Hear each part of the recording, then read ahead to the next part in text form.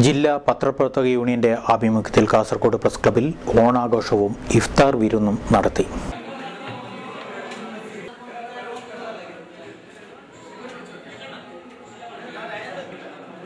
Press ക്ലബ്ബിൽ പത്രപ്രവർത്തകരുടെ കൂട്ടായ്മയുടെ നേതൃത്വത്തിലാണ് ഓണാഘോഷ പരിപാടികളും ഇഫ്താർ വിരുന്നും നടത്തിയത്.